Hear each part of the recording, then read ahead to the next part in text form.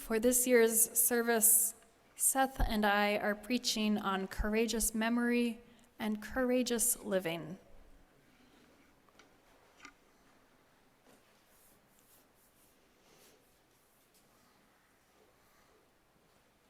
My grandmother died in February of 2020.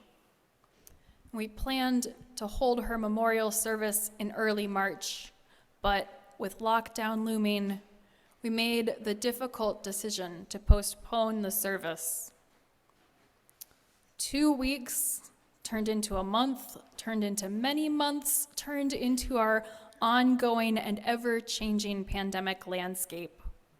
Whatever vague plan we had had to hold her service later in the spring or summer gradually disappeared.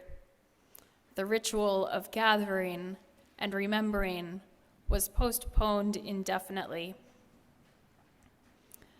My sister and I have both been home since, but the time had not quite felt right to gather. In that time at first, the grief was painful, a mix of sadness over losing her, gratitude for her very long life, and the fact that I got to know my grandmother until I was almost 40 years old. Plus the shock and then the ambiguity of the pandemic layered over our grieving process. I didn't quite know what to do with it, but then what is there ever to do with grief except live through it, feeling our feelings as best we can and finding ways to remember however we can. When I began to plan a trip back this summer, over 2 years after my grandmother's death, I knew I wanted us to do something, but I was no longer sure what that something was.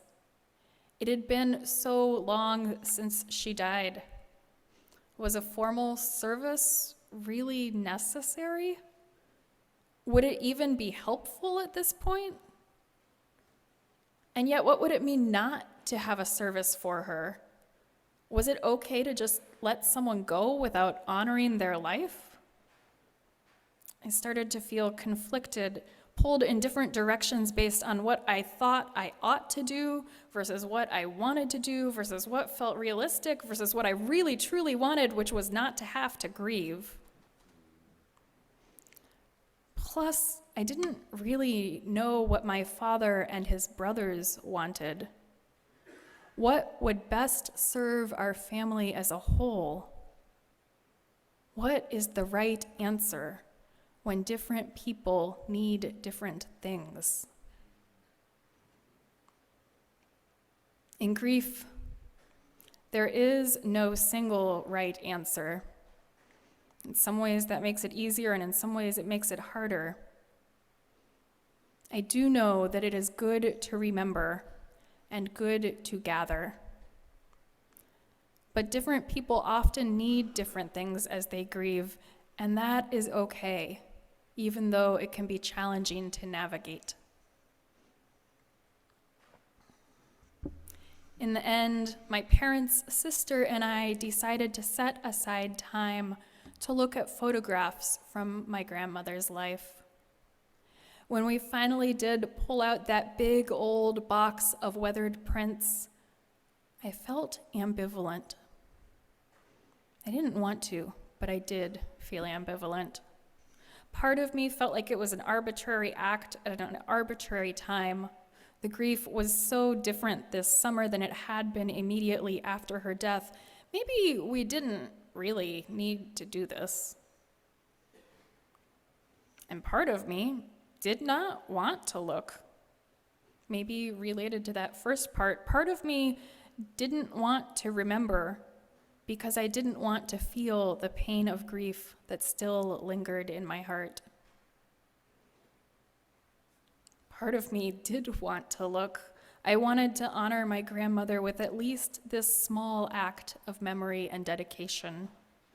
I wanted my family to do that together. I share this story because so many of us have had similar experiences with grief. Many losses from the pandemic are unresolved.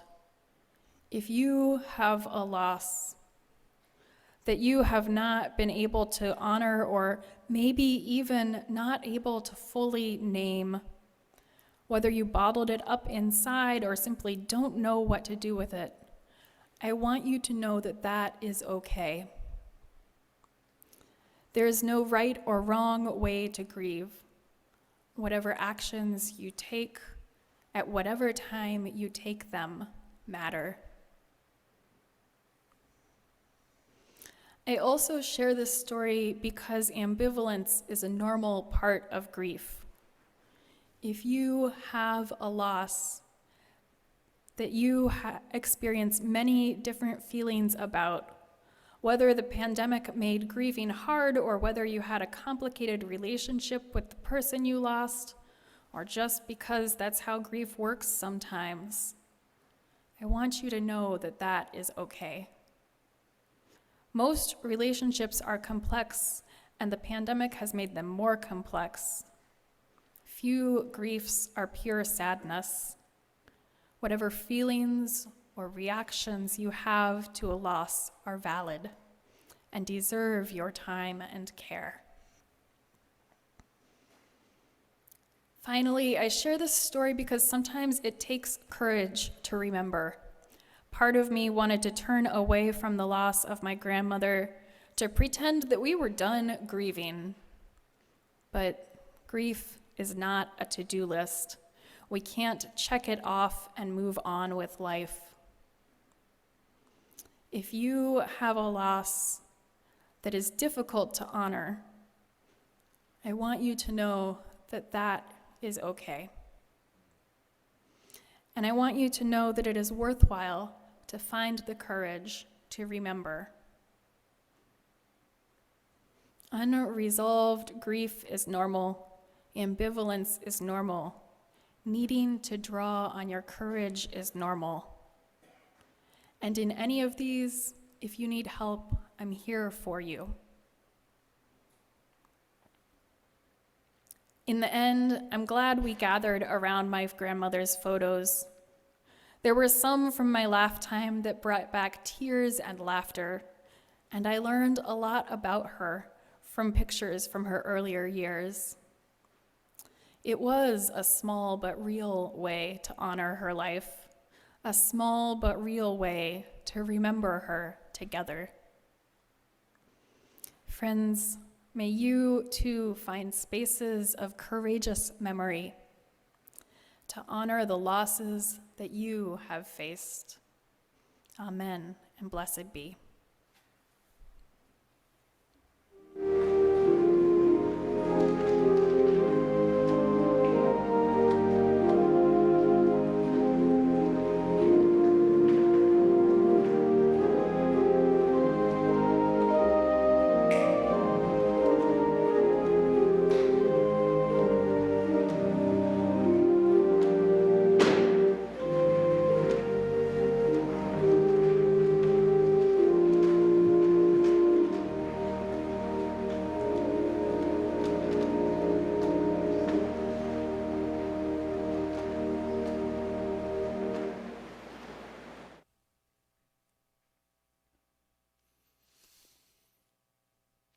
Some might say that showing up to speak in front of a room full of people after having woken up at 11 a.m. with a child who was throwing up, and then waking up again at 2 a.m., and then at 3 a.m., and then getting 3 interrupted hours of sleep, some might say that that is courageous living.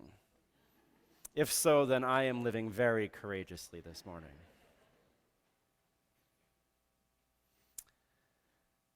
I'm supposed to share some thoughts with you now about courageous living in the face of grief and loss. But before we talk about what courageous living is, we need to talk for a moment about what courageous living is not. Like other times in our lives that call for us to find courage within, in the face of grief and loss and mourning, Courageous living does not mean avoiding all the difficult feelings so that we can pretend to feel good. I'm sure most of us have heard stories at this point about people who are acting bravely in a time of strife or difficulty. They look courageous to us from the outside, but on the inside, they still report feeling fear and anxiety. Being courageous, showing courage, feeling courage within does not mean that you don't feel the hard stuff, the fear, the anxiety, the sadness. Acting with courage means the opposite.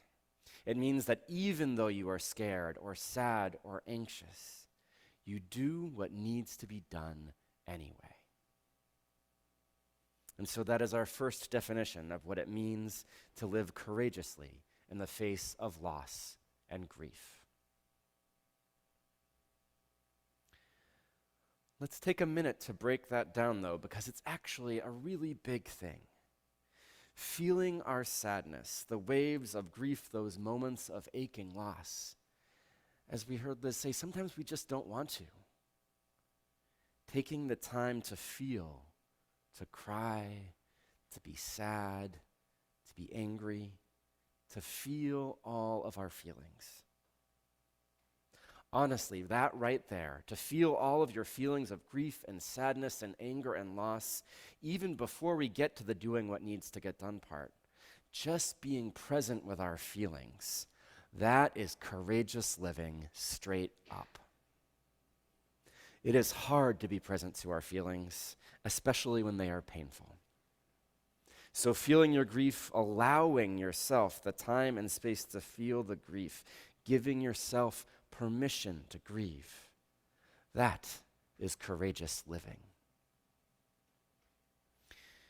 Feeling your feelings is one of the most courageous things we can do. It's certainly the thing I do in my life that takes the most courage. Trust me, I spent years and years working really, really hard not to feel my feelings. I ran away, I avoided, I numbed myself with busyness and people and food and reading and so many ways to avoid feeling those hard feelings. My avoidance strategies were spot on. The problem was they didn't actually work. My feelings kept wanting to be felt, and they kept coming out sideways when I didn't want them to, and they came out as anxiety. I was really, really anxious. So when I say that feeling your feelings, including your grief and sadness about loss, is one of the most courageous things you can do, believe me, I mean it. I had to pretty much hit rock bottom to be willing to begin feeling my hard feelings. And it has taken all the courage I have to learn how to be present to my feelings over the past 20 years, and I'm still learning.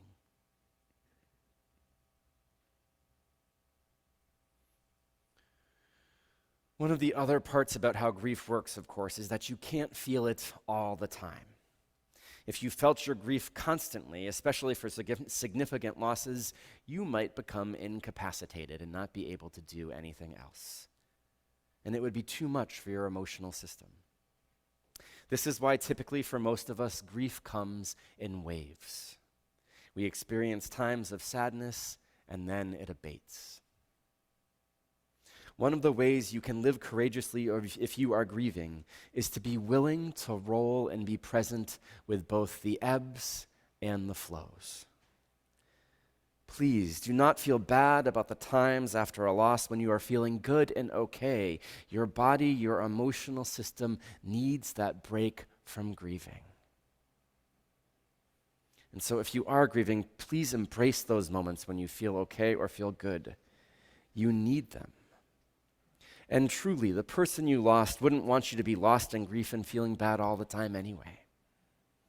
Most of, if not all, the people who love me, if they died, they would want me to appropriately process and feel my grief and continue to love, live, and be happy. And I assume the same is true for most of you. So courageous living means feeling our feelings of loss and grief and sadness, and it also means giving ourselves permission to be happy and enjoy life and move forward. Courageous living also involves forgiveness, both for ourselves and for the person who has died.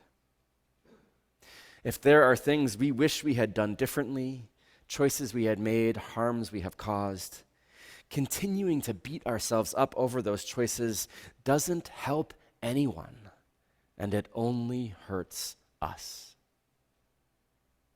Please, if you are holding on to regrets about how you acted towards someone you've lost, forgive yourself. Assuming your loved one loved you back, their best self would want you to forgive yourself.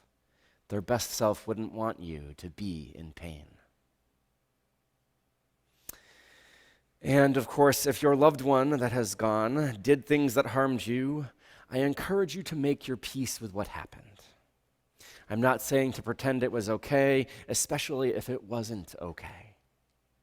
But you holding on to hurt and anger about something that happened in the past doesn't hurt them. It didn't hurt them even when they were alive, and it certainly doesn't hurt them when they're dead. It only hurts you. We hold on to grudges as a form of self-protection to try to keep ourselves from getting hurt again. In reality, holding grudges, not forgiving, just keeps us from living more fully and joyfully in the world. Courageous living is also about living everyday life. Life is full of change of all kinds and sorts, and there really is no way to resist it or avoid it if you're participating and living in the world at all. Our kids grow up and change and eventually grow up and move out, and maybe move back in sometimes too. Our friends, our romantic partners, the people in our lives, all getting older, maybe some growing emotionally and spiritually, but all changing inevitably, for better or for worse, as we experience life and grow older. Institutions change, neighborhoods change, even buildings change over time. Life is full of change, and often change, even positive changes, brings about feelings of loss and sadness. Courageous living is thus really everyday living, of being present to the sadness and grief of those losses, large and small, as we navigate life. Courageous living is also about continuing to love. When we feel sad or abandoned or alone or overwhelmed or depressed, it is easy to pull back and pull away, to shut down and shut out. It can feel too dangerous to risk the hurt again of opening our hearts to life and to love. And yet there is simply no other way forward. It's cliche, but it's cliche because it's true. If you don't take the risk, you don't get the reward. And as scary as it may be to contemplate getting hurt again and feeling sad and grieving again, the alternative isn't really good for any one of us. A life without love is a lonely life indeed. We must keep our hearts open, willing to love, for it is love that carries us through. Finally, and most importantly, please know and remember that courageous living means not always doing it alone. There are no awards or stickers or gold stars granted in this life or in any afterlife for toughing it out and doing it yourself. Really and truly, I promise. The courage to live sometimes, perhaps often, does well up from within, which is so lovely when it does. And in those moments when it doesn't, please reach out, connect, talk to someone, whoever it is, a friend, a family member, a loved one, another member of this congregation, a therapist, one of your ministers, one of the lay pastoral ministers. Anyone you feel you can trust with your feelings and your vulnerability. You don't need to go it alone. You don't have to go it alone. This is why we come together in religious community. To learn and grow together, yes, but also to live together. Finding courage in our own hearts and finding courage in our gathered community. Because sometimes we need each other. Friends, the courage to live isn't about tapping into some deep well of false bravado. Courageous living is as simple and as challenging as allowing ourselves to be human, to feel our feelings, both the grief and the return to normalcy and goodness over time. Courageous living means finding forgiveness for them and for you, since holding on to grudges only causes you pain and harm. Courageous living means living your life with all of the changes that come, small and big, as we change and the world changes around us. Courageous living means being willing to love over and over again, even though sometimes it means we hurt when we lose what we love, whether through death, distance, or disconnection. Courageous living means that we are in this together, that you and we do not walk alone. Amen.